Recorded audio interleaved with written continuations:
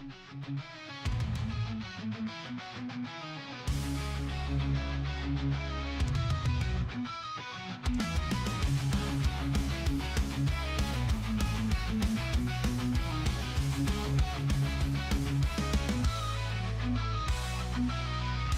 lost in darkness, searching for light. Every step forward feels like a fight.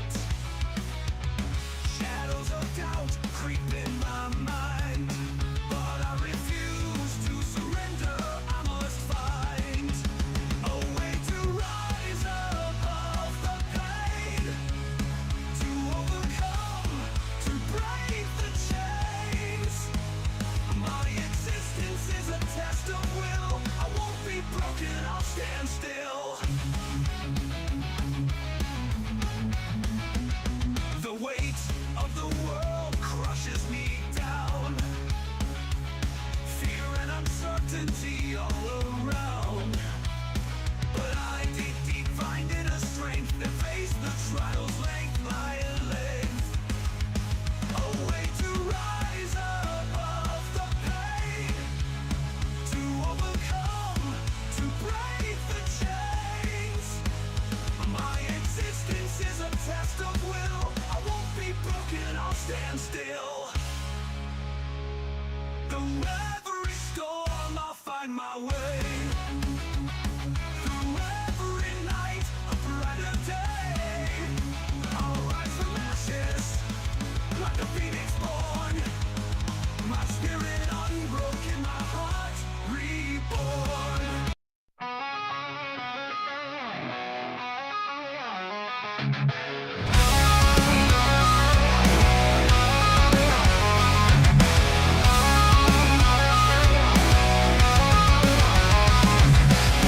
Day to day, nothing changes. All I want is a moment to think clearly, but thoughts come unrelenting, consuming every waking moment. My mind binds me and I can't escape. I shout for help, but no one hears me. One day I feel I'll just disappear. Lost in this chaos, I'm searching for peace. All right, we are live. Everyone in the chat, welcome. This is Dirt Sheet Radio. We are going over this episode of AEW Dynamite number 268, and I am your host, Nick LaRocco, joined by some amazing people. But before we get to everyone, guys, what do you think of this music? This is Lore of the Fighter, Rise Up, and Doubt. Those are two amazing tracks on Saskia Creations YouTube. Go check her out. She's got an amazing channel with a lot of great songs. All of this is produced. She is a one-lady band, and a couple days ago, she actually just released another song called My Remedy. So go check that out live on YouTube. But I'm going to be throwing this on over to my boys. Like I said, Nick LaRocco here, and I'll throw it on over to my left, right? Which direction am I? It's reversed. Anyways, Robbie, take it. And once again, it's your boy Robbie here with another week of AEW Dynamite for the Go Home show before Full Gear. And these tracks are definitely legendary. We're basically making this an intro every single week, and it's better and better every week. And I still get find it on Apple Music and any other place. But going down over to Caesar as well. How's it going, guys? Hanging out with these two fine gentlemen and Mr. John Escudero behind the camera. And guys, I'm the one who's been listening on a bit of a thing called Repeat on that thing called Spotify. This song has been going hard, and it's an amazing track. And let's, as always, sit down and discuss that thing called AEW. But, as Robbie said, it is for the Go Home show. Ooh. Ooh, yes. We're thankful that we're able to, for us Americans over here, we're thankful that we're able to get together to talk all about AEW Dynamite and the upcoming Full Gear event. This is a Go Host show. Some might call it a tale of 2 hours. Some might call it this is the way to go home. A lot of mixed feelings online about this show, but we're going to take a look at every single aspect about it. And hey, chat, let us know what you thought of the show. I'm pretty sure Redding got their opinion out tonight. And if you know, you know. Mac, what is up, my man? It's a Mac attack. Feel better, Mr. Mac. But hey, guys, like usual, let's jump right into that main event. We battle between former friends. It was the teacher and the student. Orange Cassidy took on Wheeler Yuta of the Death Riders. This wasn't the usual Orange Cassidy either. This was Blood Orange. He came out in a fully darkened a fully darkened Contron, and he was just completely ready to go. This was Blood Orange at his best, and he told the conglomeration leading up to this match, guys, I got this. No matter what happens out there, you stay in the back. So he knew what he was getting into. He was basically sending himself out there to the wolves. But, this was a pretty dang good match, I have to say. Orange Cassidy was really stressing out Wheeler Yuta, so much to the point that Yuta had to go out and try to grab a steel chair. And it really just didn't work out. He looked like he was going for a headshot. Orange got out of the way just in time. Roll up on Yuta, scoring a pinfall victory. Before we talk about shenanigans after the fact, guys, what did you think of the match? Caesar? Honestly, this episode flew by pretty steady. Like, there were times I looked at my watch and I was like, what time is the episode in? What like 100 times throughout the episode I was going through that. But after this match, I was intrigued. I still can't take Yuta seriously. I hate to be that guy. I mean, we love the whole faction going on, but it is what it is. Yuta's the little brother who gets his ass kicked, and it has to result to, dare I say, dark means to try and get a win. And like you said, he got rolled up. OC with the win, rocking the blood orange look. So, no, exactly. Yeah. And, going by that same point, Mac was just saying nothing says I'm going to beat Jon Moxley like having to surprise roll up his understudy. Getting us ready to go for that pay-per-view, right? Right. Yeah, as you guys said, it wasn't a bad match at all, and honestly, I can also agree with Caesar with not being able to take Wheeler Yuta seriously in some cases as well. But honestly, it was great to see Wheeler Yuta get the spotlight a little bit for tonight, being in on the main event of Dynamite, and seeing what those two were able to do, which those guys can go face each other on some other match, hopefully, and get another rematch going at some point. But honestly, I also like that little dividend on the old saying of a frustrated mind will lead you into distractions.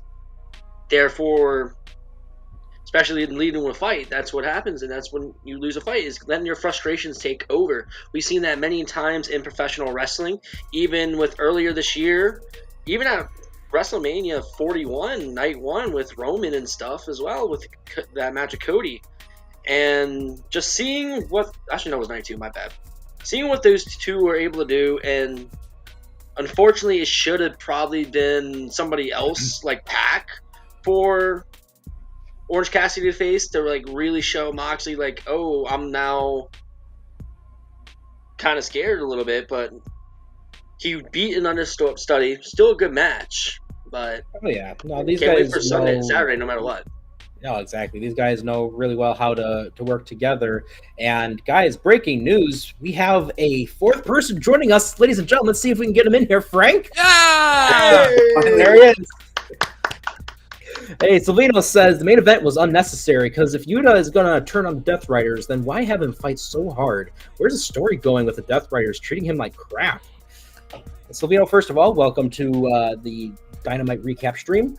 Honestly, yeah, that's another point there is it's just where are they going with this storyline? It seems like they just had him as like this Harry Potter-like character where he's just like tied up under the stairs and they just abuse him. It's unknown. We got five of us. Well, there's John Escudero here. I have a quick minute. I want to jump in real fast. I had a thought, and it's bothering me. It's been bothering me for a little bit. I've been waiting for a couple weeks. I kind of wanted to see if it got remedied, but I'm not sure that it is going to be yet. And it's kind of it's this Moxley Death Rider storyline. It started off real hot.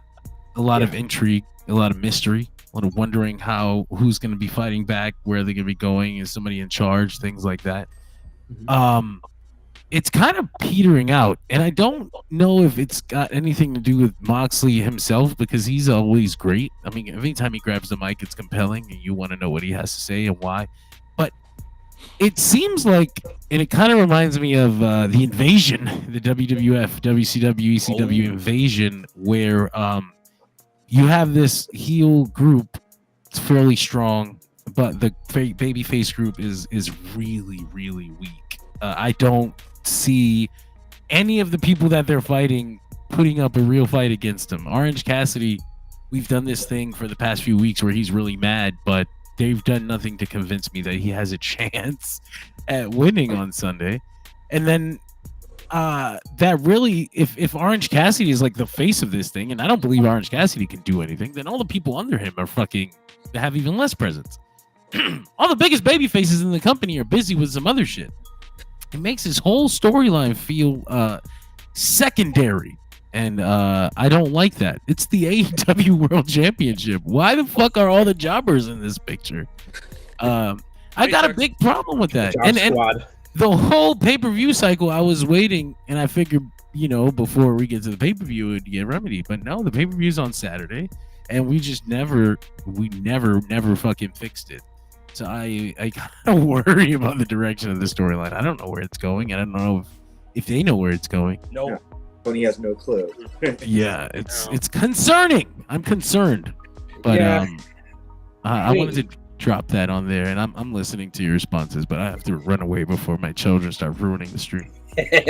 Go do what you need to. Yeah, John will be popping in and out, chat. But we just kind of briefly mentioned it, so let's go over that finish there. After the match, the Death Riders just hit the ringside area, and Marina Shafir had duct tape on her, and Claudio was putting Orange's hands in his pockets per usual, except he was forced this time, and Pac is just wrapping duct tape, ring around the rosy, and he's Pac, so he's unnecessarily strong, and he keeps accidentally ripping it.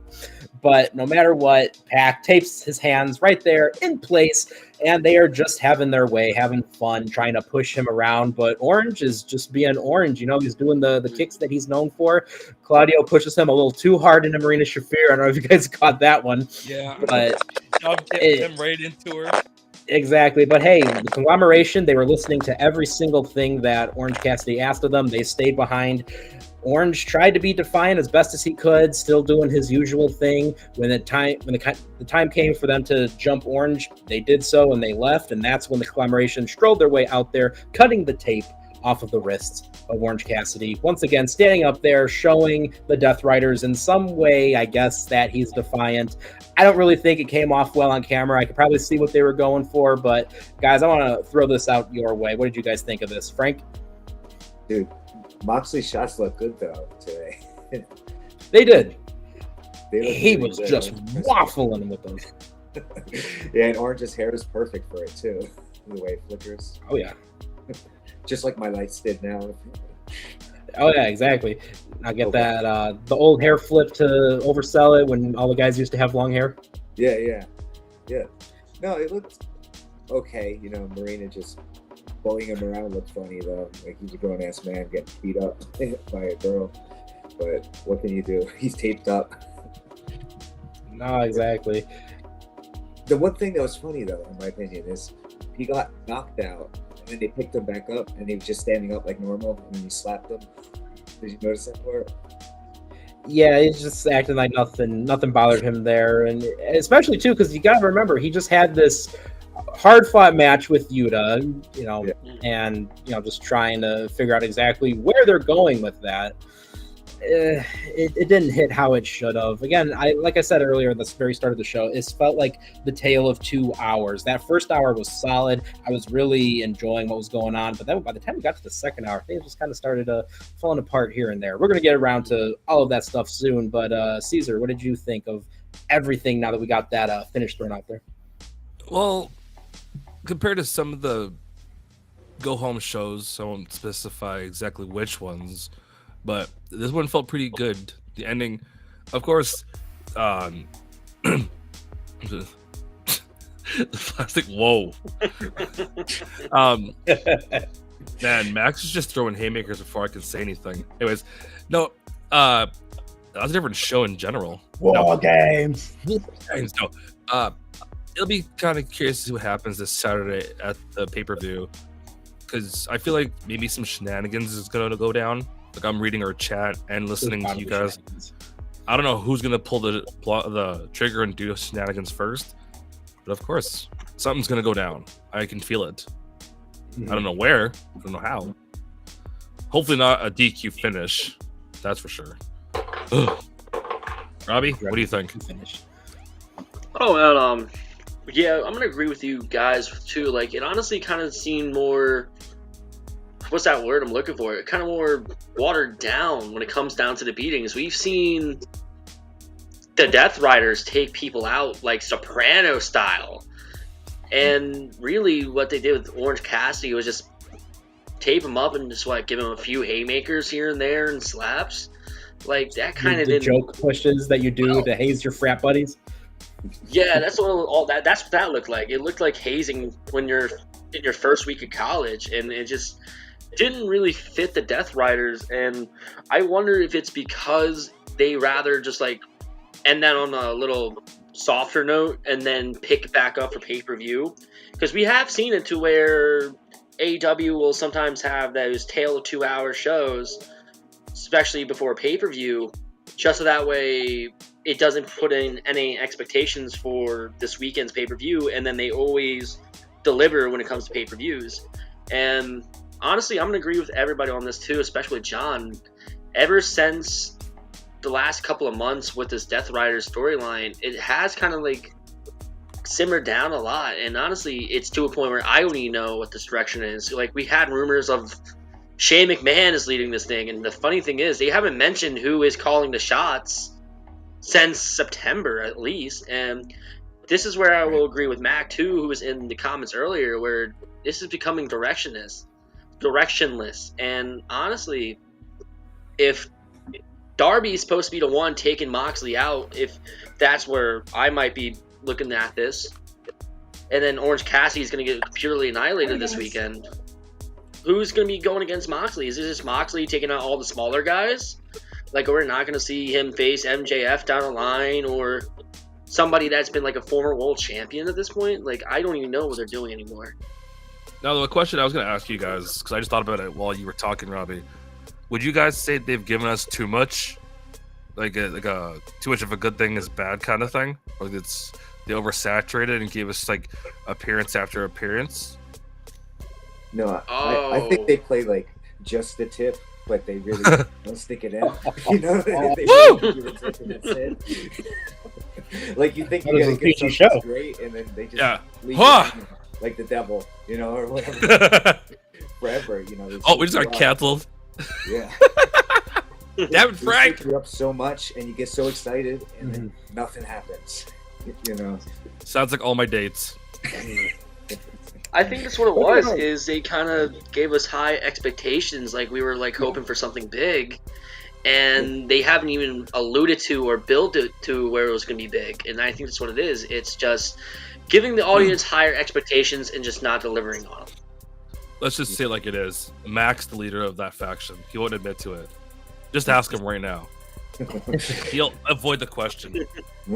Absolutely. But I mean, this is one of the other things to look at with the Death Riders is they always had those comparisons that, they're just going to be like the NWO, and maybe to a degree, but I don't know. I don't feel like I care as much going into this, and it's so weird because you've got two guys in Orange Cassidy and Jon Moxley who are the hearts and the souls of AEW, and it's the tale of, again, just two different paths that are now going to be colliding, because Jon Moxley, the whole storyline has been he's never needed AEW. He could be a star anywhere he goes. But Orange Cassidy, when was he ever going to get the chance to wrestle on the national stage? And I feel like somehow along the way we kind of lost that plot line because they wanted too much focus on Orange Cassidy and Wheeler Yuta with the teacher and student relationship. And I think they could have still kept that to a degree, but not make it the whole point, because now it just seems like I'm going to go after my former mentee,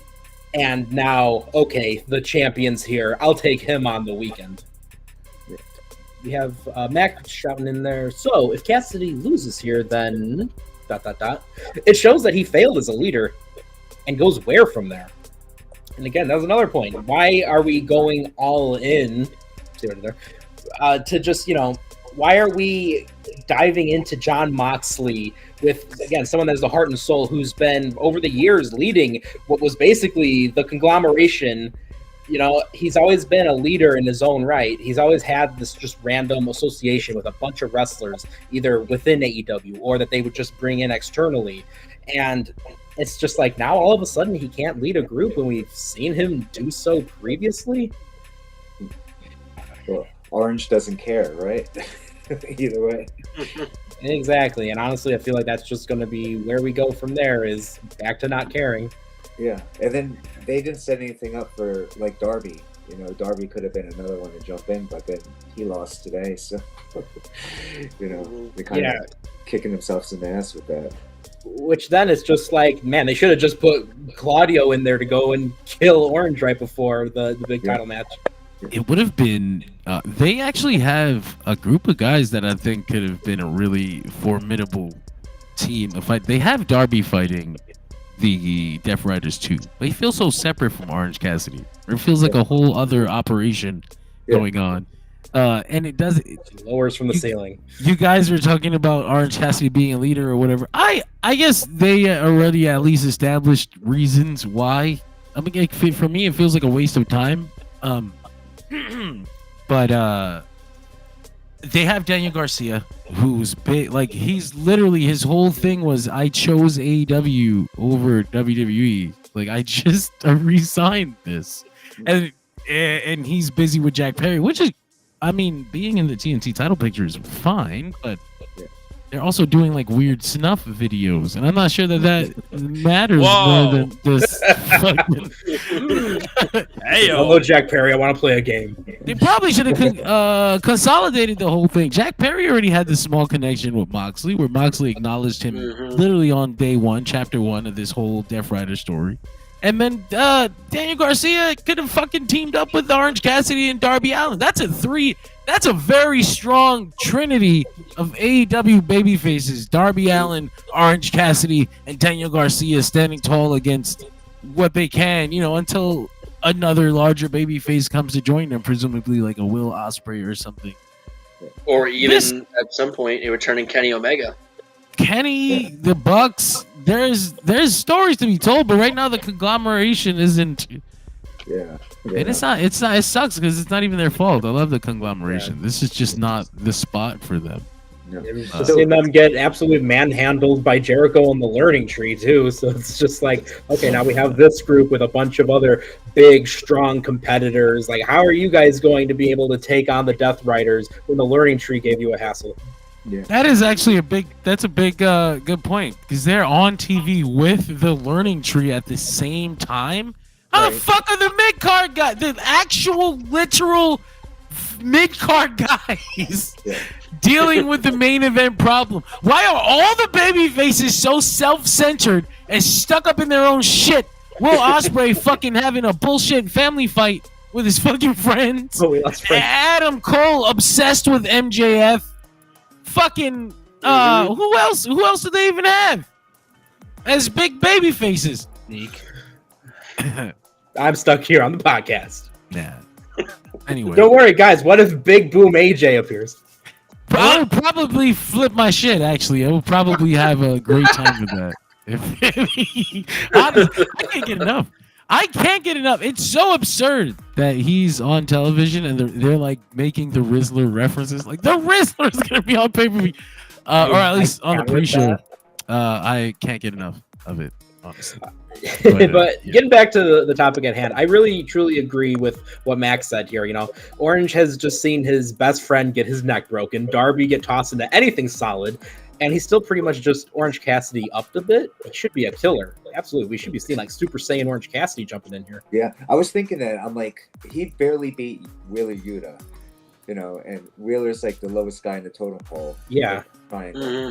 They should have had him just beat the shit out of him and say, I'm not playing anymore. You know, try to make it exciting for the match. You know, exactly. Just barely winning.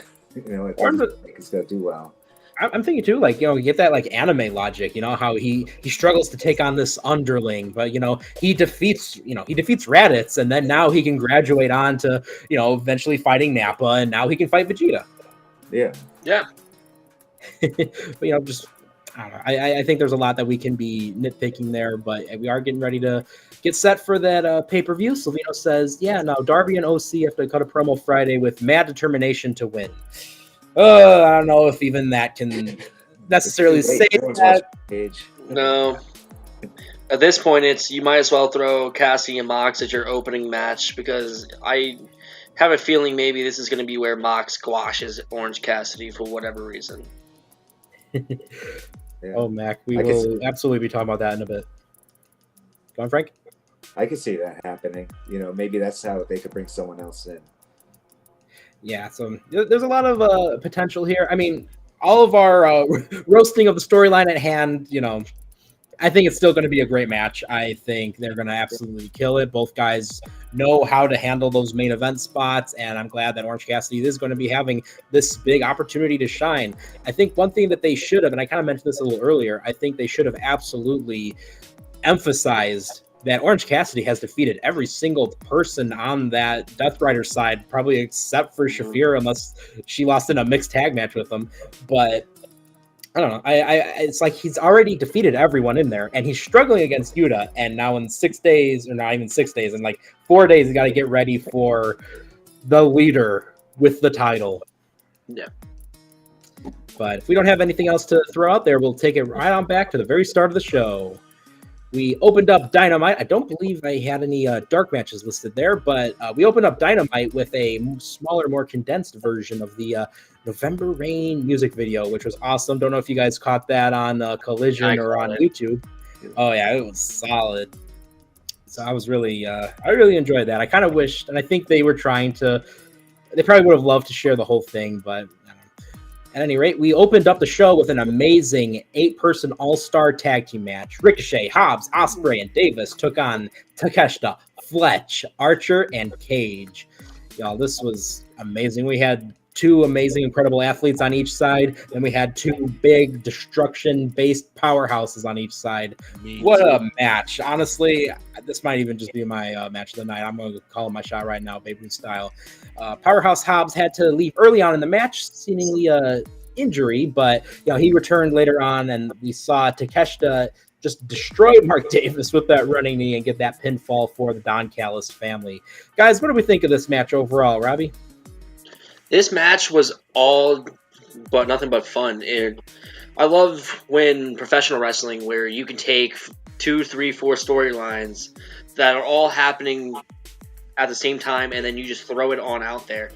Those all-star tag team matches that AEW puts on, it reminds me of the Ruthless Aggression era, where if everybody's having a beef with each other, they're all thrown into one match, which is why I love these 8-man tag matches. And plus, it gives you a little snippet between what's going to happen between Will Ospreay and Kyle Fletcher heading into this weekend as well, which honestly, to me, I'm going to call my shot right now. Ospreay and Fletcher are stealing the show, no doubt about it. And just the fact of how that thing was bell to bell, seeing Brian Cage get in there, getting his reps in, Archer as a tag team, just doing what they can do. All I can say was I didn't want to write anything down, and I just sat there and watched. It was like clinic, instantly. Yeah, like I started taking notes, and I just have one of my notes. Davis catches 250 plus pounds of Takeshita in midair, and then at this point, I just completely stopped writing anything down, and I'm just watching the whole thing. But yeah, Caesar? I gotta agree with kind of both of you guys on this one.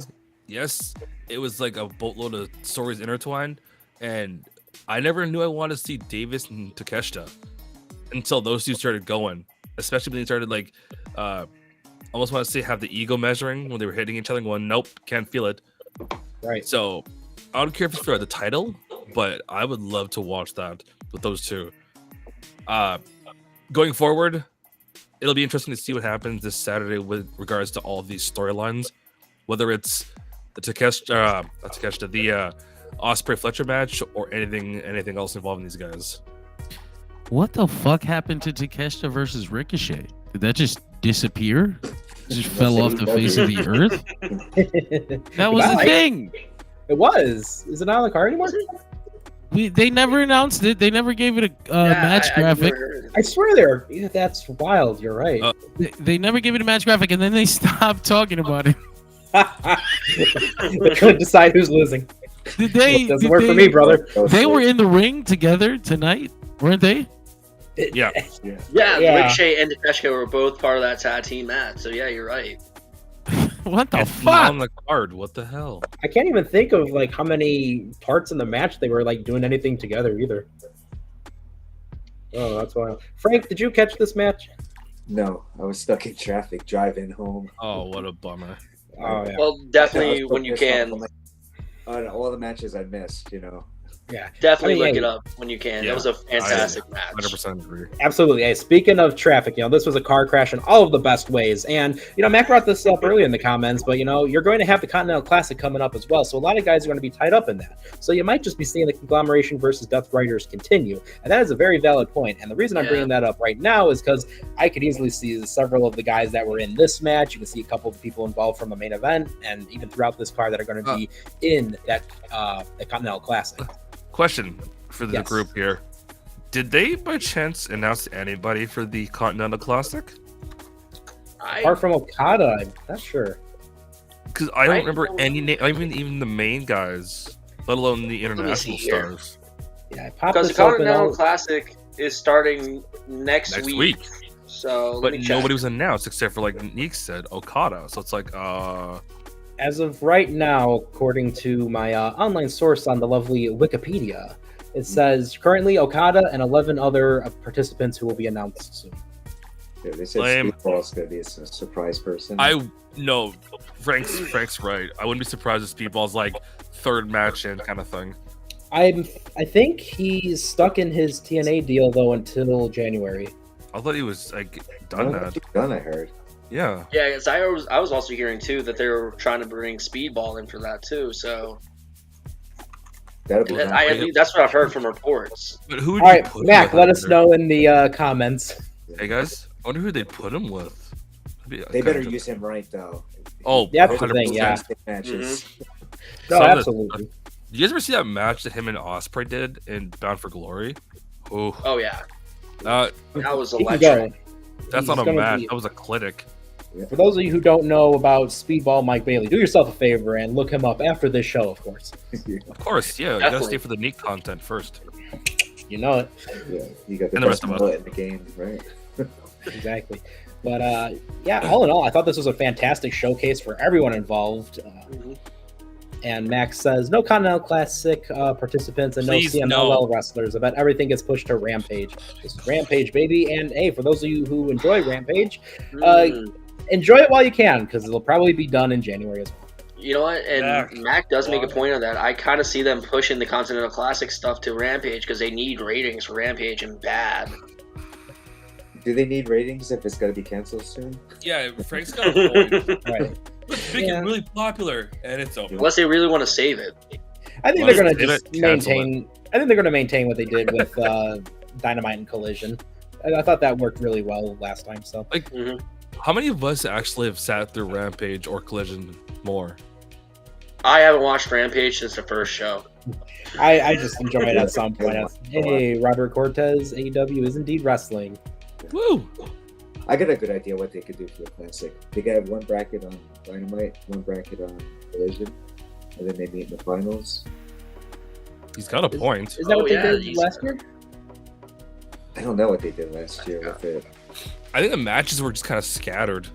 All right, Yeah. Max I think says Bailey's contract runs out in January, but he was given permission by TNA to talk to other promotions and has apparently agreed to sign with Boo. AEW, but he won't debut until his contract expires. Ooh.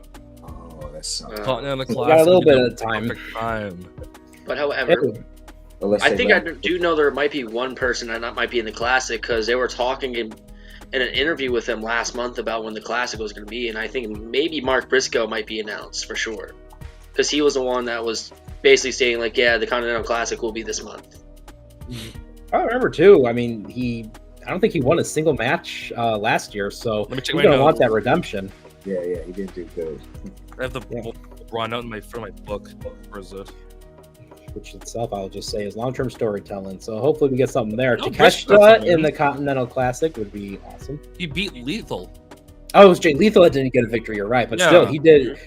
He didn't do too great though overall. So hopefully some more with that, and I can't wait to see who's announced. I know it's going to be a banger tournament like it was. Say it again. Banger. Bangers and mash. Banger. Max, yes, Max confirms that. But hey, we'll move on. Like I said, it was a great match to go in there. And Jon Moxley and the Death Riders were backstage calling Orange Cassidy a snake. Says that his objective will remain the same. Moxley just doesn't care what type of person the Blood Orange is. On Saturday night, he will be a threat to all who want any type of backup to Orange Cassidy or just Orange himself. And we also saw Wheeler Yuta was like being held hostage almost. Like he had a gun to his head, it seemed. It was like one of those blink twice if you're in danger Cooperate. kind of things. Yeah, so that was very interesting, and Marina Shafir would just not stop staring down Wheeler Yuta. But going on to the next part, we had Darby Allin outside looking just like one of my creative skaters from Tony Hawk's Underground 2. And he says, every member of the Death Riders will have their day, and tonight it's going to be Claudio Castagnoli's time. So we go over to yet another. This is a very promo-heavy Dynamite, getting everything ready for that. It's the go-home after all. Renee Paquette was outside waiting for the arrival of the Hurt Syndicate. MVP, Shelton Benjamin, and Bobby Lashley had arrived. And right when we were starting to hear a little bit from the jeering of the group, Lashley just got jumped, and Swerve was there with a chain in hand. He bopped Lashley right in the head, and the big, 350 pounds of muscle mass just landed right on Shelton, and Swerve just runs off right as the other two get up onto their feet. Something's going to be hitting the fan a little later. Speaking of promo segments, we're just rapid firing through these. Kyle O'Reilly confronts Adam Cole, baby. Adam Cole came to the ring, and Cole was talking about how MJF did every single thing in his power to make sure that they just wouldn't face each other at Full Gear. And it was supposed to originally be a triple threat, but Adam Cole just unfortunately couldn't get that third victory to qualify. So Roderick Strong will be doing everything he can to take on MJF. And Kyle O'Reilly actually made his way down to ringside area, and he said years ago in that very city, they had their very first match together. And O'Reilly says that he knows Adam Cole better than anyone else in the world, and that this crusade against MJF needs to end because somebody will get hurt and hurt badly. Kyle says that Cole needs to stop having his friends fight his battles for him, and he knows exactly what Adam Cole is capable of, but MJF is much more of an evil force and an evil entity than Adam Cole, baby. Whew, there's a lot going on here, fellas, but of any promo-wise, especially when it comes to O'Reilly and Adam Cole, do we have anything to throw out there comment-wise? Adam Cole's the devil, right? Exactly. Yeah. And back with Adam Cole, who apparently puts his spray tan out with his eyes closed. easy now. We did easy with Adam Cole. He's Max a cool is guy going now. for headshots Adam on Cole. everything tonight. Holy smokes. Roast serenity for everyone. But all right, moving on, we had the TBS title scene heating up because it was Hikaru Shida taking on Chris Statlander. Honestly, I thought this was a pretty decent match between the two of them. It was nice to be able to see Hikaru Shida. I just really wish we had more for Holy Shida. But Chris Statlander got this victory, and after the match, Mercedes Moné and Camille came out to the stage. Moné does her thing, burying the 76ers, of course, putting over the Boston Celtics, as she absolutely would. Moné is... Yes, Caesar. I'm not a huge beef in the U.S. when it comes to certain sports, but according to our dear boy Robbie here, apparently there was called cheap heat, but no one gave a shit. So I don't know if that's actually completely true. You guys know better than I do, so if that's true, it's even funnier. So basically, one of the huge things that heels are taught is whatever town or city you're in, if you really want to get that way of cheap heat, you insult the city's sports team that they're in. So for Mercedes Moné, they were in Reading, Pennsylvania tonight, which is not that far from Philadelphia. Roasting the Sixers, that was hoping to get some major heat on that, because if you're in Philadelphia, we care about our sports, and we will literally die for anything, and we will back up our teams to a fullest. But however, when our team is sucking like the Sixers are this season, we already know. And it's been through years and years of disappointments and not doing anything since 2001. They're currently last In my place in the whole Eastern lifetime. Conference. Oh man. In my whole entire lifetime, she was basically already stating what we know, and we feel the exact same way, so it doesn't work. Yeah. So, no wonder they had those very polite comments they said to her out loud. Not exactly, but getting back to it, Monet says that Statlander, she had an impressive victory over Hikaru Shida, which, by the way, we got to make sure to note that there was some good sportswomanship between Statlander and Shida, as there should be, because they're both iconic and we love them. And Monet says that she's held the TBS championship longer than her, and Mercedes knows that she's not going to be losing at Full Gear because she's the CEO, and she's not going to tell it. And the crowd is just not having it. And it's Pennsylvania. What are you going to do? Monet is trying to force the Camille Brickhouse to attack while she's got her arm in a sling. So not much is able to go on, but Shida just takes Camille out and focuses on her outside, and Statlander has her back turned. Monet is doing her best to try to just get some sort of grappling sleeper hold or something on, but it just wasn't working out too well, and we just got a pretty decent reversal though when she did finally get where she needed to be, and we hit Saturday Night Fever. I am so happy that's 2 weeks in a row now.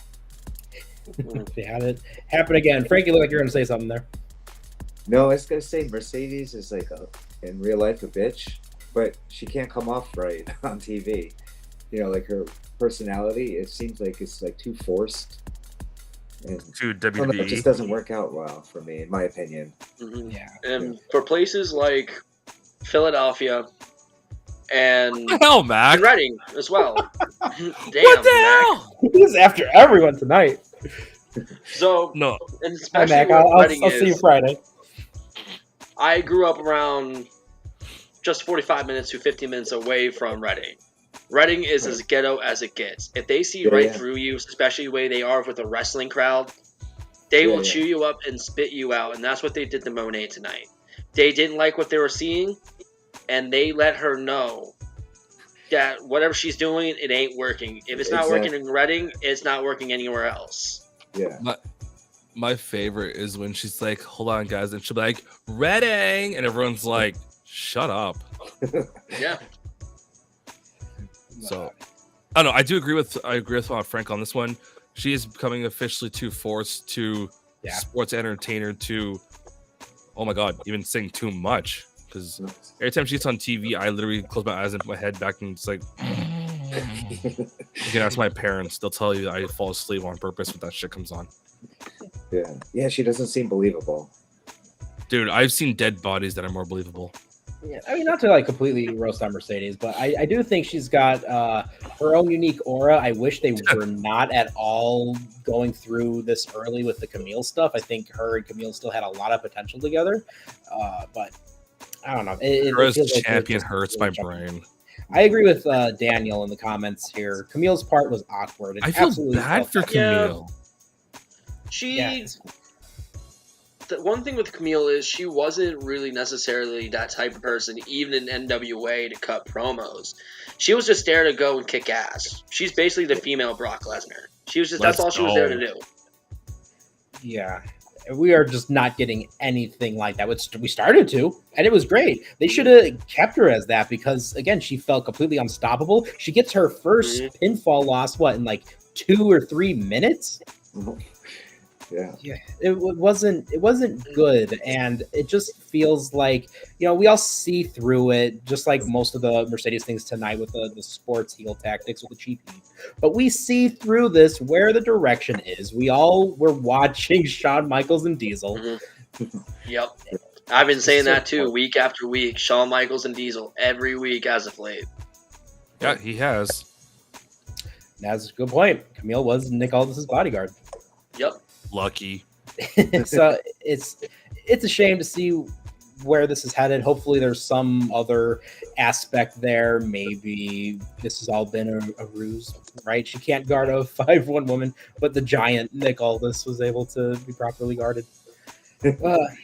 But we'll see. And speaking of giants, we had basically an eclipse when it came down to MVP and Shelton Benjamin hunting around for Swerve Strickland. They thought they found him in a stairwell, but plot twist. It was just some skinny dude wearing Swerve's jacket.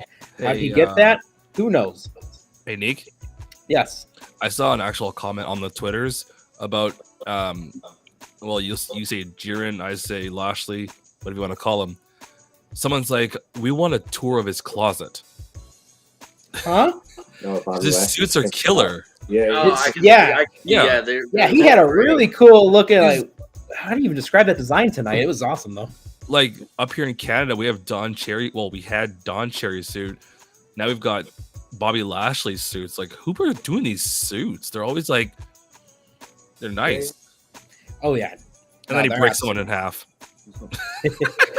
Hey, this time around, though, guess what? He broke 2 people in half. Mhm. Bobby Lashley came out for a 2-on-1 handicap match where he absolutely annihilated Joey Keys and, ladies and gentlemen, the notorious CB himself, Cheeseburger. I can't believe they did my boy Cheeseburger like that.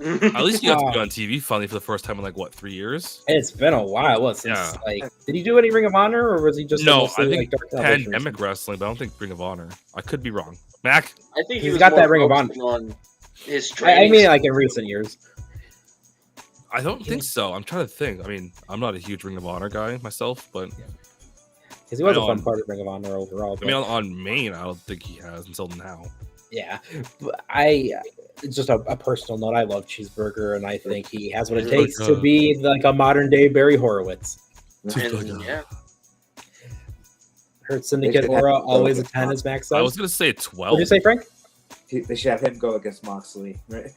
Dude, no, exactly. That's one of the things I was thinking. Like, can you imagine Hurt Syndicate face to face with the Death Riders? You I'm on know Hurt it's going to Syndicate. happen at some point. I don't want it to be a thing where they jump right to that, but I just want some occasion that leads to a stare down between the two factions. We never got the bug. I want to see the build all the way to Blood and Guts for that. In all honesty, Blood and Guts, Death Riders versus the Hurt Syndicate. That would be a banger. Yeah. Oh yeah. Lashley versus Claudio. Power versus power. Oh, Claudio versus Shelton. That'd be killer. Ooh, okay. Honestly, Everyone back up. there's a Let's match. watch this. There's a match that I don't think has been done yet, and that's Moxley and Lashley. Ooh. Yeah, so we got Especially a lot of at Shelton's size. So we got a lot of potential there, but that's us kind of fantasy booking. Going back to the real booking, shout out to Joey Keys. Yo, he would not stop going in there to fight Bobby Lashley. Honestly, I was kind of impressed with him. Joey Keys also a very big dude, so I'm always a fan of when the jobbers are much more on the bigger side than on the Cheeseburger size. But hey, you know what? They were great. We'll call them Burger Keys. Should that be their team name? He was a Yeah, single that's cheeseburger, dope. not a double Cheese cheeseburger. keys. Double cheeseburger, yeah. Bobby Lashley absolutely destroyed them.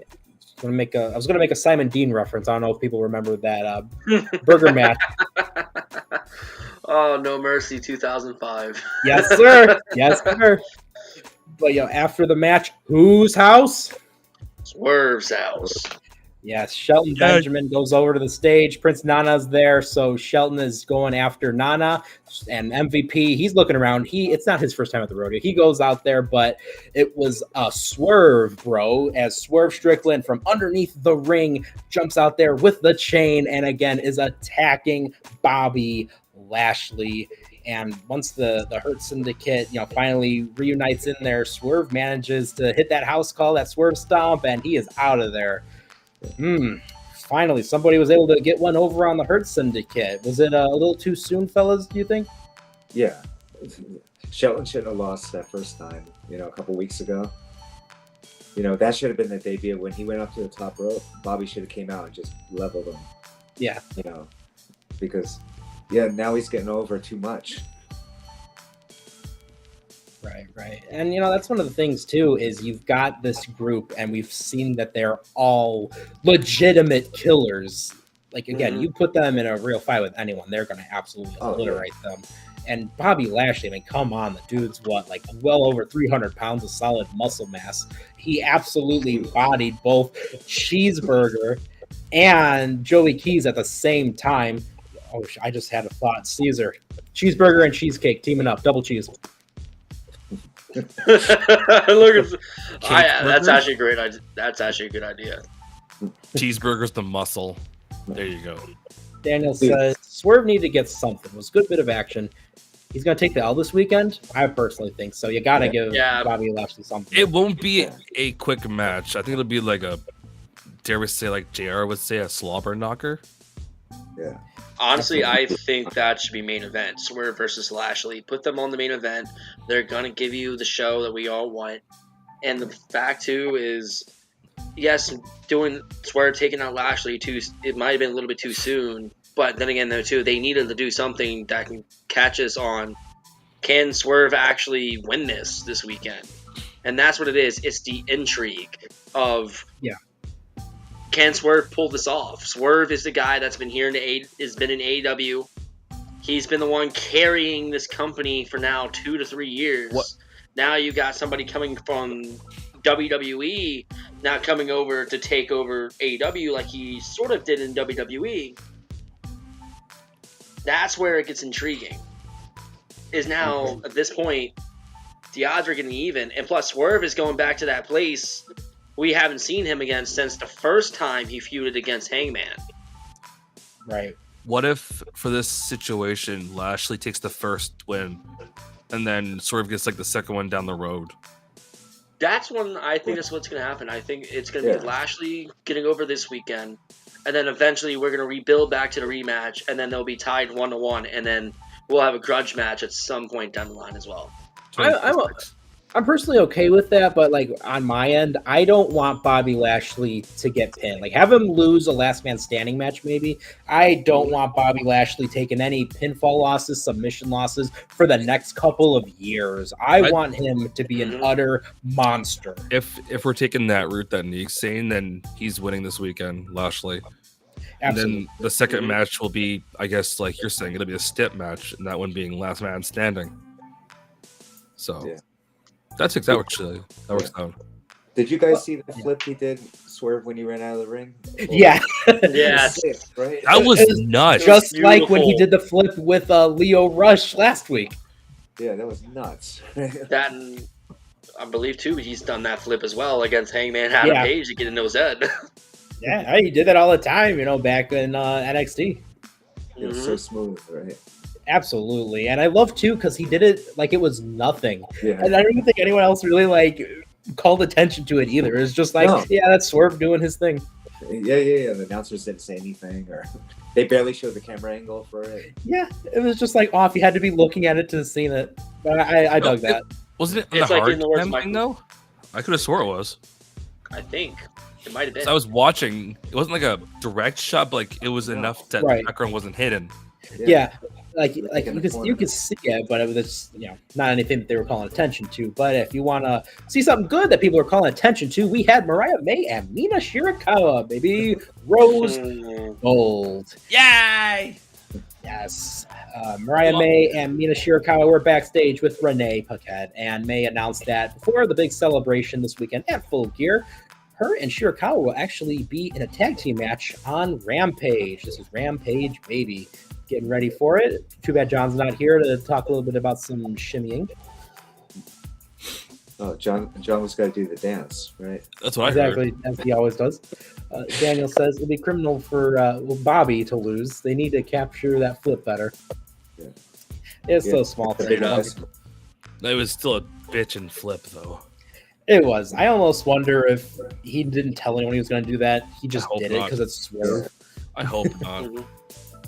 But speaking of getting deep down into some grimy business, we had Darby Allin taking on Claudio Castagnoli. Claudio he's a polyglot, so he has just been speaking in how many different languages recently?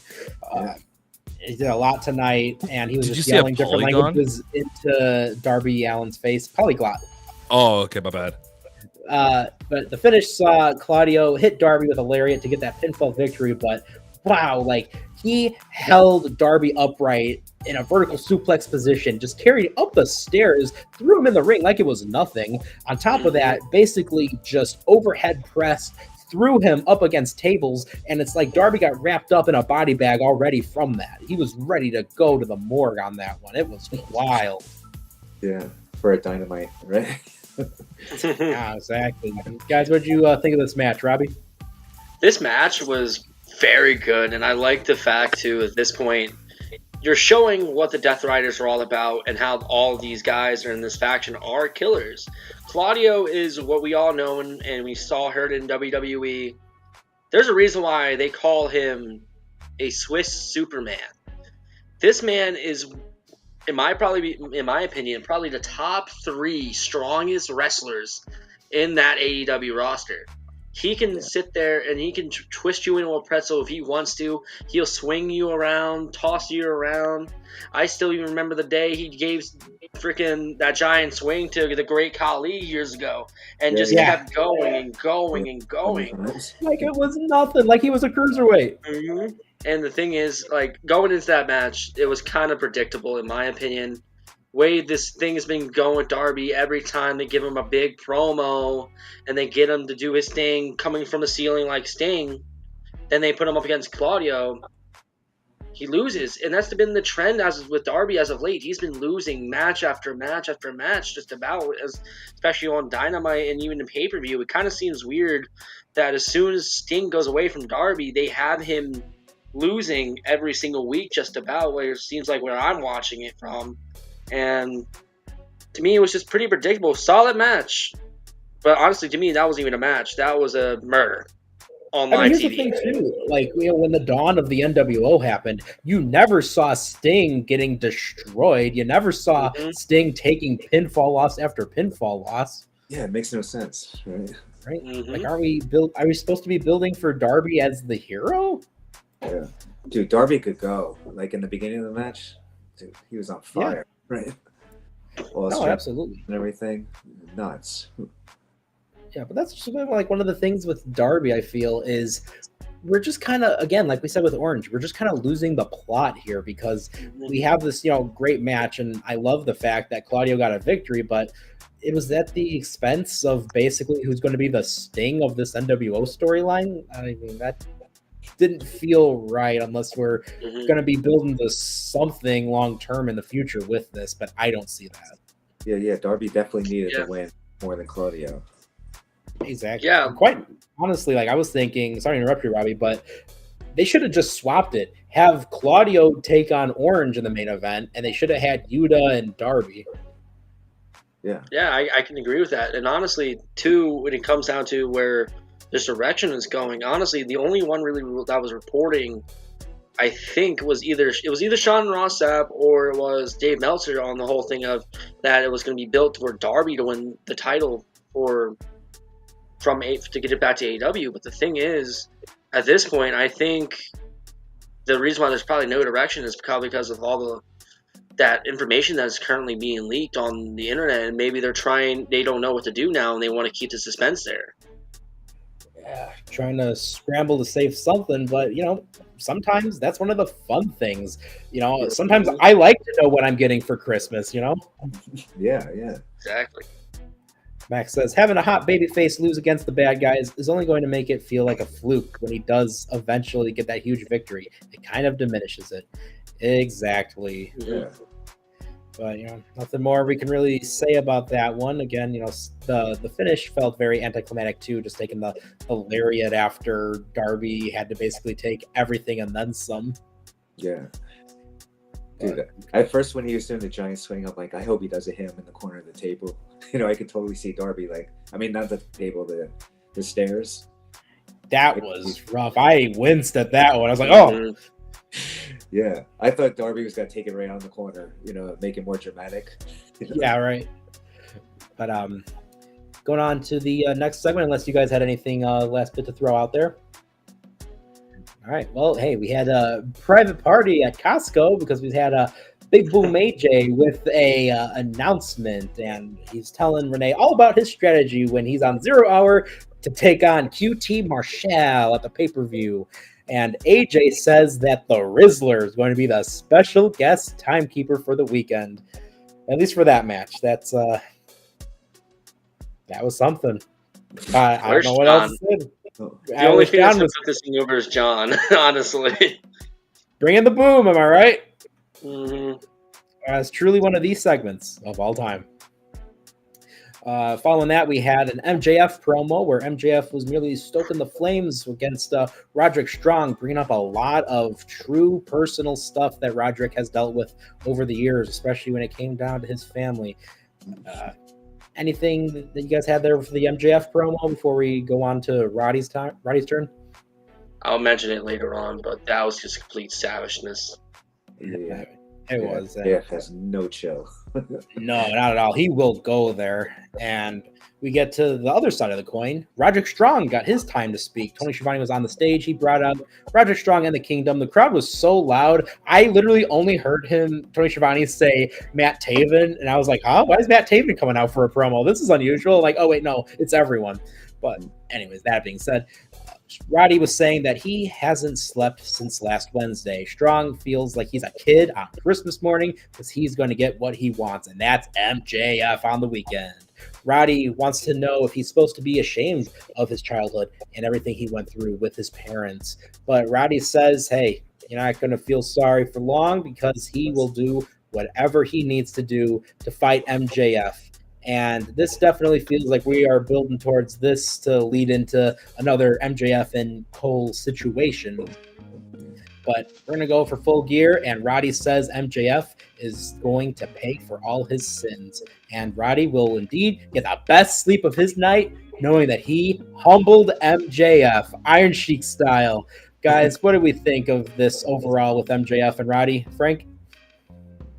Man, I don't think Roddy's been awake for a week unless he was chilling with Tony. But other than that, it's a good setup. You know, he's got to get beat. You know, I don't think he's going to be doing much. It'll be a good match, but they have to bring the storyline up. So, you know, It's going to be a good match. Nothing dramatic with the story. You know, just let it have a good match and keep it at that then. Oh, absolutely. Robbie, I know you had a lot to say there.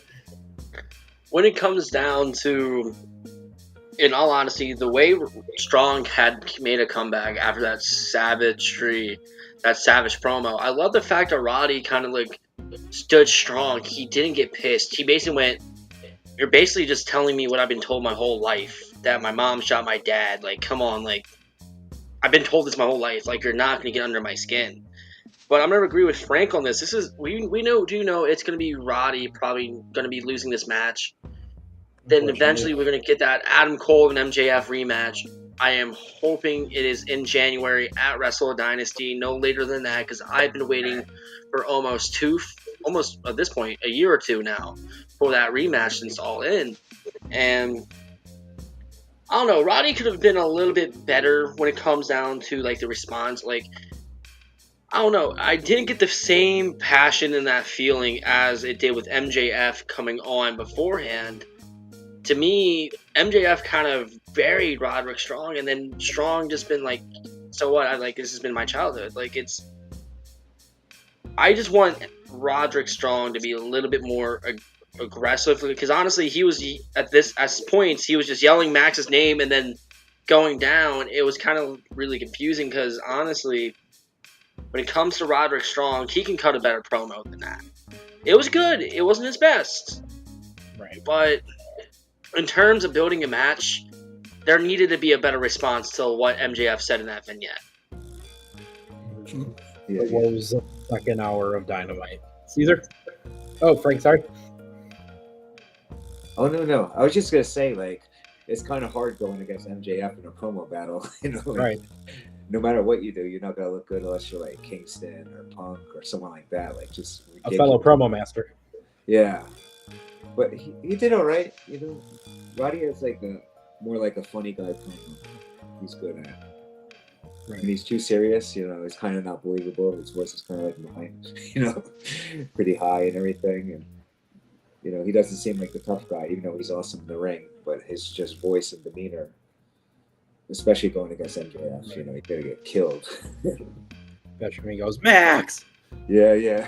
As Max said, you know, justice for Roddy, baby. Let's go. Caesar? I'm at that point, and I'm probably still like a bit of a dick to the two of the guys in the actual match, but maybe as of like this week or last week, I've gotten to the point where I'm just like, I just want to see them go, see what happens, let them put it out there and go for it for the, let's say 20 minutes or so. I do agree with a lot of you guys. I don't see Roddy going over in this. I mean, there'll be a match. It'll do what it's serving its purpose. I'm just curious if like any shenanigans are going to go down. That's what I'm curious about. Because with possible. With the Undisputed Kingdom, Adam Cole, there's a lot. Hell, what if oh my god, what's his face? Big dude. Holy shit. Wardlow. Dude, Duke Davis. Yeah. Davis, yep. Let's do it. No, like, what if this is the time for like Wardlow to come back and do something? Yeah. Like, that's what I've been had on my mind in the whole ever since I saw the Meng earlier. I've been like, could you imagine if they pull the trigger and do something with these two at the pay-per-view? Which would be wild. I almost want Wardlow to just come in and kill both of them, because both of them honestly abandoned him, if you think about it. Well, I don't care. I'm just saying, like, I do agree with you though. Like, just Wardlow come back and insert twist, whatever it is. No, exactly. The War Dog. Let's bring him back. Let's do it. He'll come back finally and be a monster, and it'll be actually like, you know, like how Hobbs is being treated. Yeah, because at that point, him, Miro, and Hobbs come back together. Oh, Miro's in the who knows where category. Yeah. Man's land. Together. Right. So, Robbie, what were we going to say? And then honestly, too, if they do bring Wardlow back, I think this is going to be that make or break situation on how they're going to build Wardlow, and then Wardlow personally, if he's going to stay with AEW or go to find other pastures, so to speak, instead of, because that's the thing. At this point, they're going to have to build Wardlow to be a bigger star than what they were already trying to build him before. And honestly, this return is going to bank on a lot. Is if he's ever going to resign back to AEW, or is he going to go work with Hunter or go over to TNA? So it's definitely make or break, in my opinion. No, absolutely. And I really hope we can get a return. Honestly, overall, give me the Roddy with End of Heartache playing. I just am a Switch Engage fan, so that's just me being selfish. But hey, who doesn't want to hear that, right? Yeah, it's a badass song.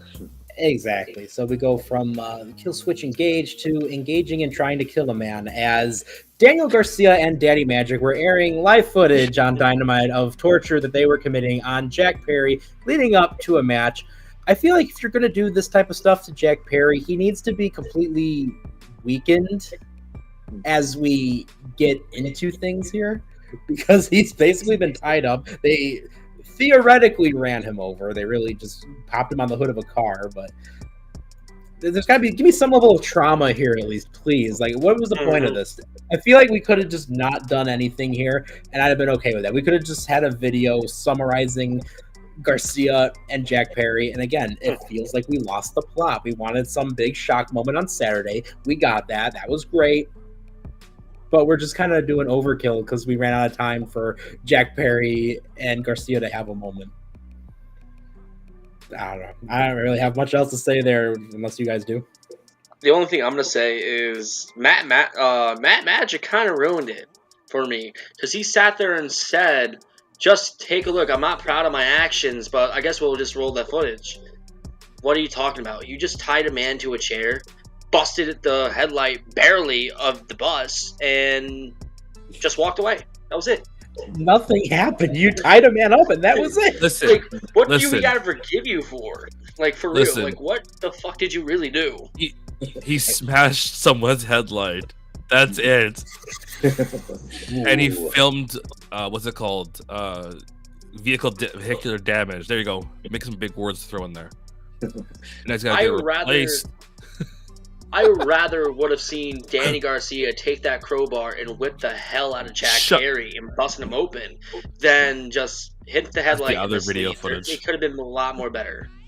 Like, I was thinking we were going to have something where, you know, we open the scene and you got the headlights of the bus shining on Jack Perry in the chair. I thought Garcia was just going to run him over and Jack Perry's going to jump out of the way just in time. It leads us to thinking that something more is going to happen. but it was just an underwhelming result, which is again the unfortunate theme of this second hour of Dynamite. I actually thought they were going to go for the Hangman take and light the damn bus on fire. That would have I been actually fun. thought that. At the I was like, pay-per-view. oh no, they're going to burn the scapegoat bus. And then I was like, oh, he just busted a headlight. Never mind. Oh, he's gotta go to the mechanic. But we go from one horror movie segment to another as Chris Jericho and Big Tom, Tomohiro Ishii, are backstage in the locker room for a contract signing. Robbie, was it you who was saying that we've never seen a contract signing in a locker room before? Yes, I have I think never, it was, yeah. in the whole lifetime I've seen in wrestling, never a contract signing backstage in the locker room. They spoiled Robbie. But this was absolutely horror segment when it came down to Jericho saying his lawyer didn't look at the contract yet, so he's gonna go and leave with it. Why was I the only one thinking that like maybe they had like David Otunga or Chris Nowitzki backstage for this? That was just you. I thought that That's right. too.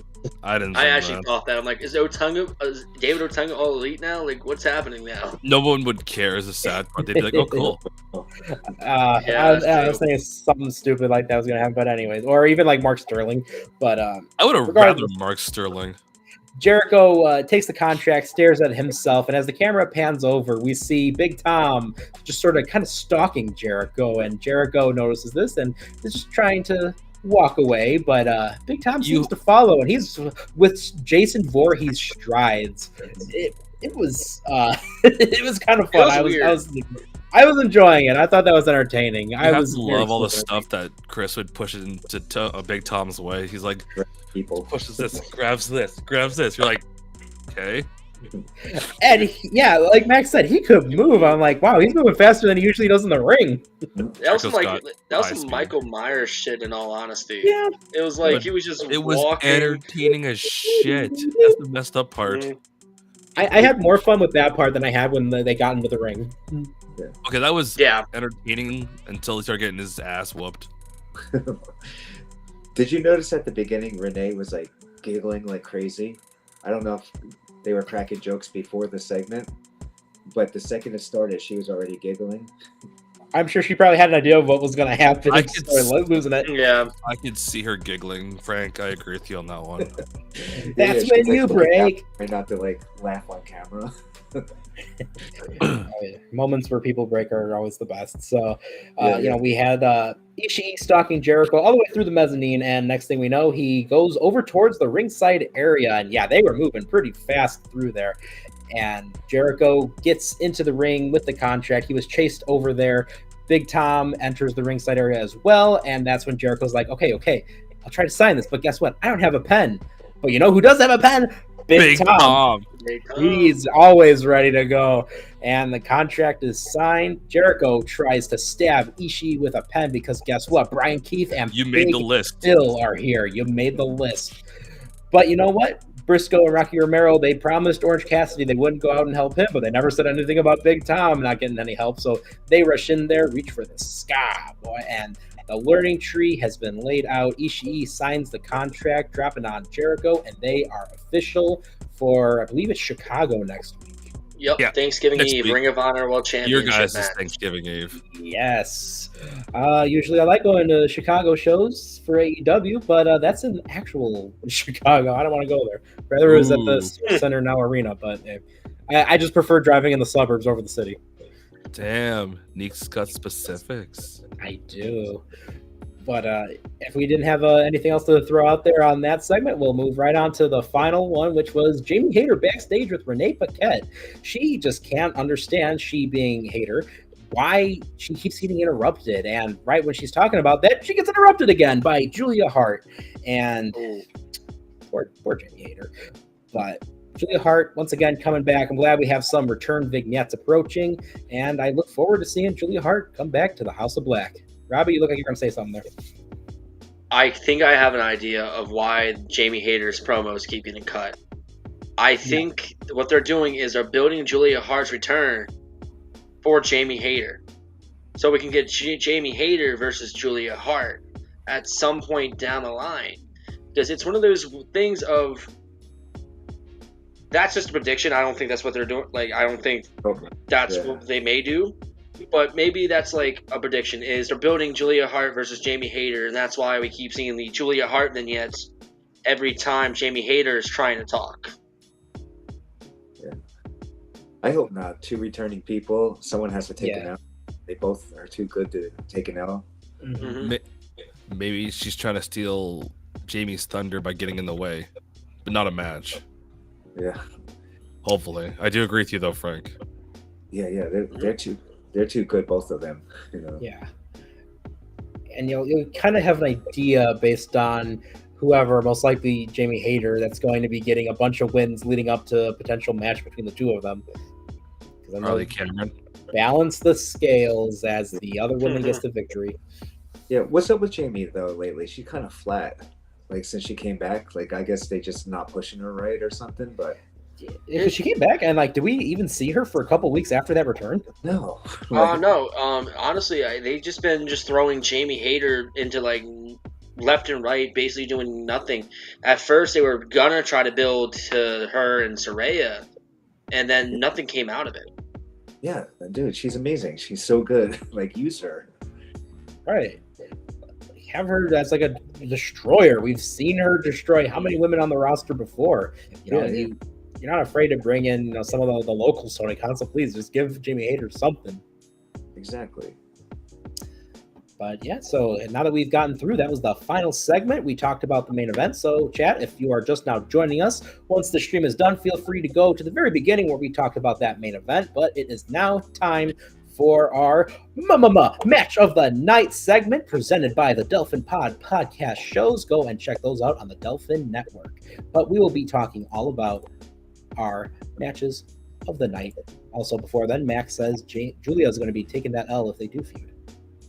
Probably. Yeah. But match of the night, I'm gonna jump on this one. I'm gonna give myself first right privileges here. I gotta say, I really enjoyed that all-star 8-man tag. Sorry guys, I had to take that one, but it was such a good match, such a great showcase. It was absolutely everything that it needed to be. So I gotta go with that. I'm gonna throw it on over. Who's gonna get it next? Who's gonna get it next? Caesar. I was gonna go ahead and agree with you, but I'll be the other guy and say it was good to see Sheeta and Stat in a match on the Okay. show and have actual good sportswomanship, I guess they'll call it. Yeah. And no, I'm not saying it because Mercedes got destroyed after. I'm saying it because I like seeing to me some Sheeta. So that's my match of the night. Holy Sheeta. All right. Robbie. For me, it's gonna be the main event between Orange and Wheeler. Despite what was going on to afterwards, it was actually a pretty well built match. Those guys did go at it, and there was nothing wrong with those matches. It was pretty pure, no mess ups. It looked pretty great, and also love the ending with Wheeler Yuta getting frustrated and trying to take the chair, and it caught him in the end. And to me, that was the match of the night because it was just pretty damn good, in my opinion. Frank. I didn't see the 8-man tag, but I could guarantee that was the match of the night because those guys were sick. All of them.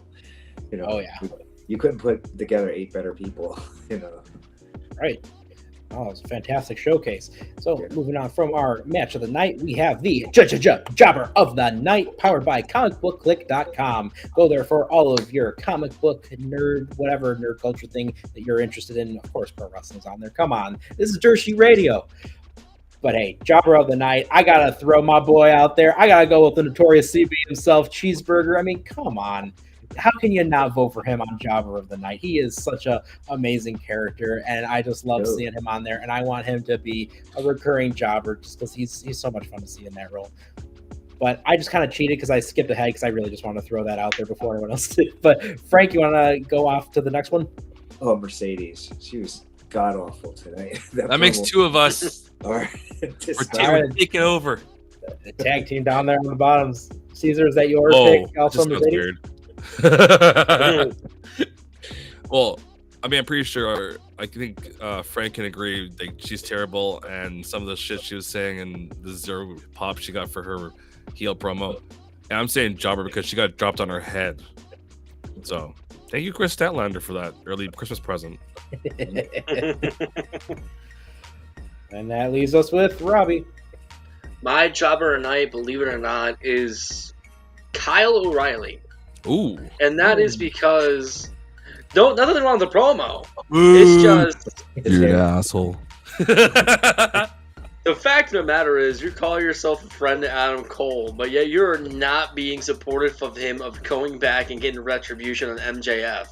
Like, that was kind of, in my opinion, that's a little bit of a dick move. And then sitting there telling him, like, dude, like, MJF is more evil than you. Like, you need to back off before even if you get hurt again or somebody else gets hurt. Come on, man.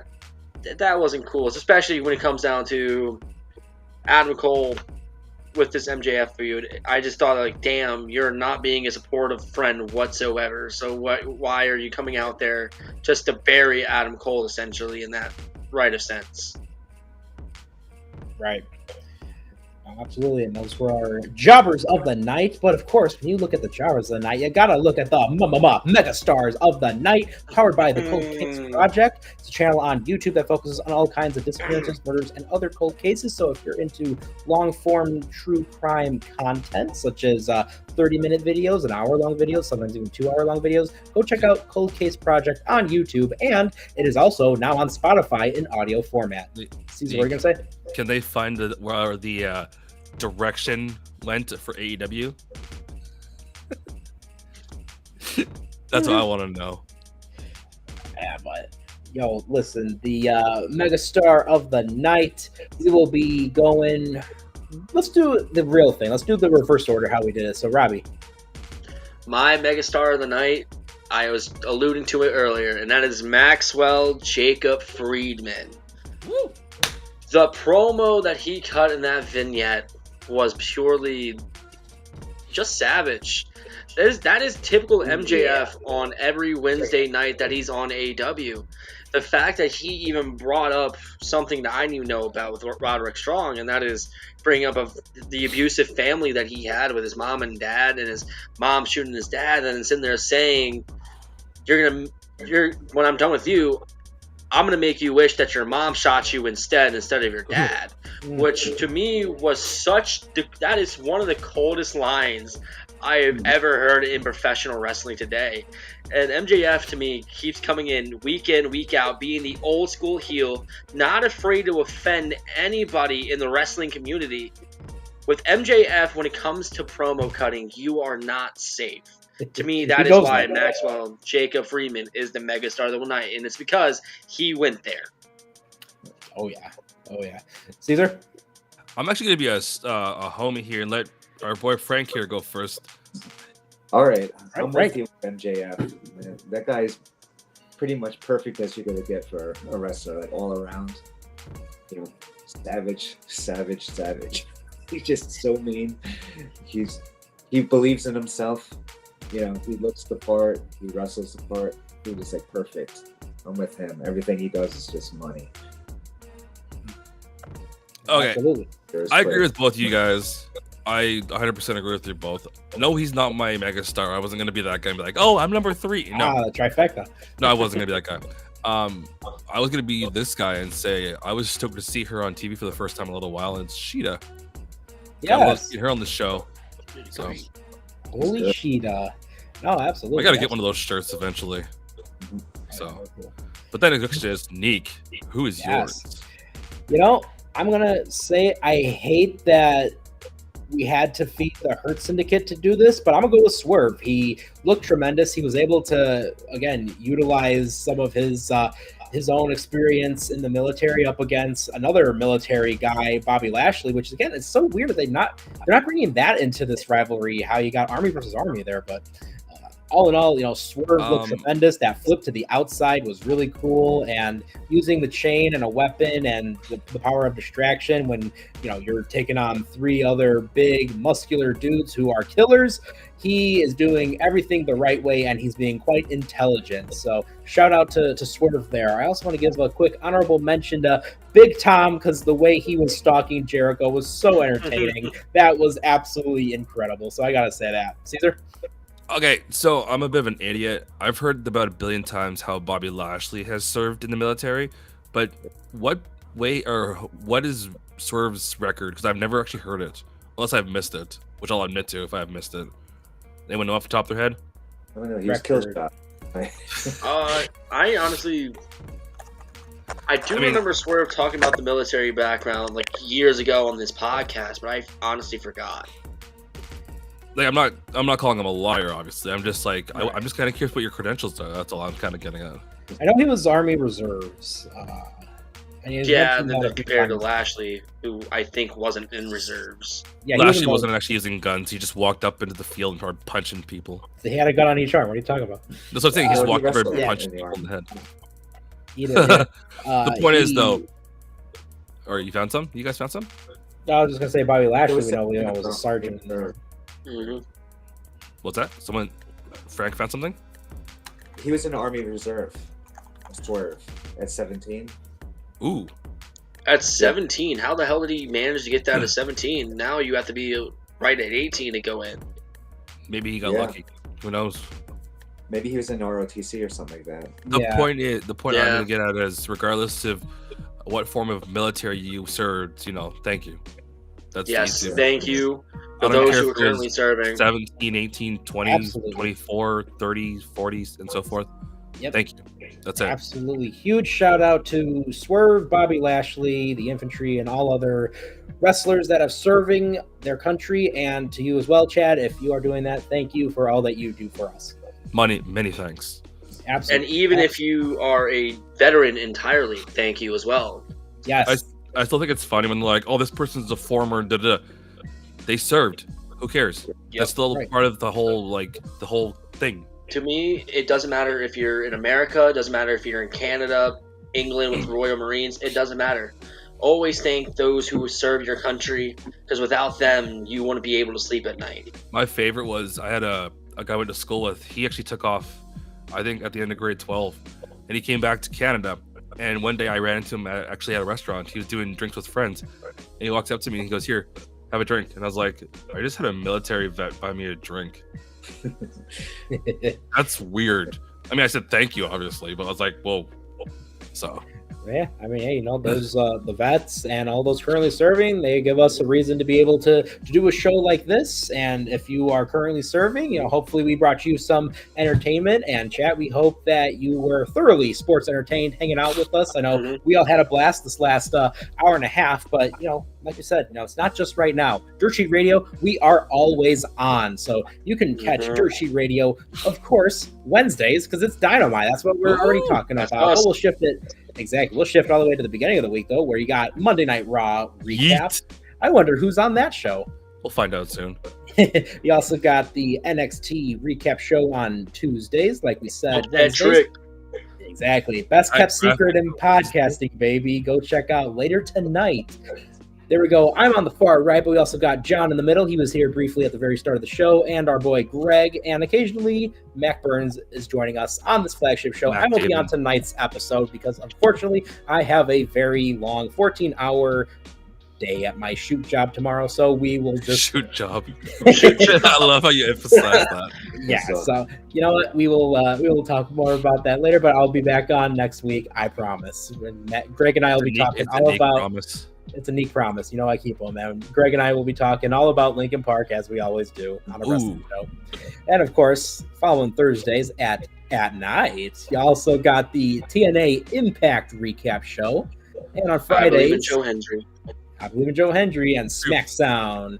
Friday, Nick Mac-John, baby. There's a lot of fun stuff on Fridays. We used to have a big group. We'll get that going. We'll have a lot of people. Everyone's invited, even you guys. And chat, feel free to come on, join us then. Guess what? Also, there's going to be a special bonus podcast this Friday. Robbie, you're here. Max, you're here. Yes. We're going to be covering WCW Halloween Havoc 1998. Honestly, I think it's probably the best pro wrestling stage that we've ever had in any wrestling. It is phenomenal. Best Especially for entrance guys.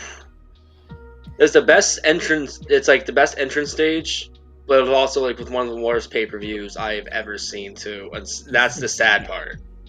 Yeah, so we're going to be doing this right before SmackDown goes on the air, so about starting roughly like 4 to 5 Central Time. So Frank, feel free to join. Caesar, you're welcome to. Ooh. I don't blame you. Chat, feel free to join us as well. This is going to be a very fun episode where we look at a show that somehow has one of the best entrance stages and was built up as being one of the biggest WCW shows of all time and had a lot of just busts going into it. Hey, it was Vegas, am I right? You know, It was Vegas. Exactly. But hey, you look on towards the weekend, you want some more fun? Of course, we just mentioned it. Full Gear. We're going to be doing some coverage, and we're going to be looking at all things the pay-per-view. The boys are going to be talking as well about predictions later tonight on the flagship podcast. CJ and Tyler, at some point, they're going to level up their wrestling talks. We'll learn more about that, and also join the 3NT boys live. And hey, they just had an awesome interview recently with Adam Cole, baby. And our own John Escudero. So go check that out on YouTube right now. Yeah, it was a good one, man. It absolutely It was a beautiful and, one. Guys, check that out. Yeah, check it out. You're not gonna regret it. But hey, how do we find you guys on the social medias? Caesar? Alrighty, of course, I get to jump in on the first spot here. So as always, I'm hanging out here on the Wednesday cast with these two gentlemen, John Escudero and Frank, of course, is here. Thank you for hanging out with us for the past hour and a half. Holy smokes. Okay. But as always, Thank you. yeah, thankfully you got through your technical issues that you can hang out with us for a little bit. And as always, I am hanging out with the boys over on the Monday show. Tyler, sometimes CJ as well, and as always, Mr. John Escudero behind the camera, hanging out too, talking about that good old Monday Night Raw. If you're looking for me on social media, though, I am at NoobTube. I name all of them off, but there are way too many 10 names, so I'm just going to say, hey, let's pass it over to Frank. Let him take it over. All right, cool. You know, I'm a jiu-jitsu guy, so I have all my jiu-jitsu pages. I own a gym, Enforcers BJJ, and MVP, man, we got to do that match. A long time ago, we were supposed to do a match, and we never got to it. You know, I know you're healing up, and you're going to do the Worlds this year. I'm going to do it, so hopefully we can get that match. Ooh, I never knew about that. Let's do it. Yeah. We were supposed to do a Naga match in That's awesome. West Texas, and he never showed up. MVP, afraid of our own Frank. Let's go. No, he's good. Montavious Porter? We're same weight, same age. Ooh, let's he's a black go. belt too, so it'd be nice. You know, that'd be fun to do. Oh, that'd be awesome, man. Yeah. Oh, that's awesome. Hopefully this year we'll get it. You know. Let's do it. Robbie, where are they going to find you? Where you guys can find me is always here every Wednesday night here on the AEW Dynamite recap show as well, and also coming up this Friday for WCW Halloween Havoc 1998 as well, and possibly many more WCW stuff when it comes down to it. And any opportunity I might see too, I might try to jump in at it if I can, because right now times are rough with my shoot job as well, with hours and stuff like that. But you also can hit me up on Facebook as well. Robert Rourke, last name spelled Roark, and also Instagram as well. Same thing, Rourke, Roark _ Rob 2001, right on Instagram. Honestly, I would say go follow me on the TikTok, but I barely use that shit anyway. I understand that completely. And hey, you know, if you enjoyed joining us, chat, like we said, Dirt Sheet Radio, we're always going to be on. I am Nick LaRocco, and you'll be able to find me on the Dirt Sheet Radio Facebook page. A lot of times my content gets shared on there. So, hey, feel free to please give me a follow. I truly appreciate it.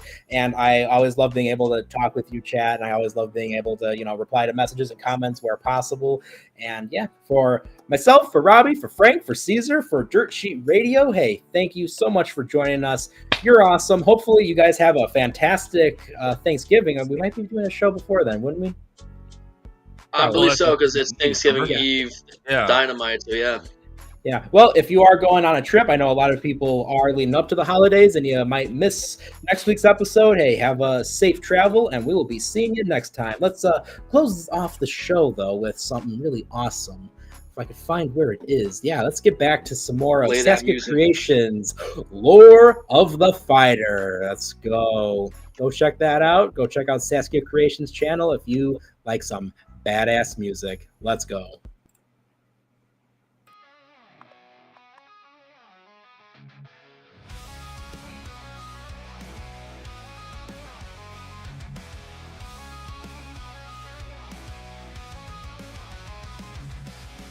Day to day, nothing changes. All I want is is a moment to think clearly, but thoughts come unrelenting, consuming every waking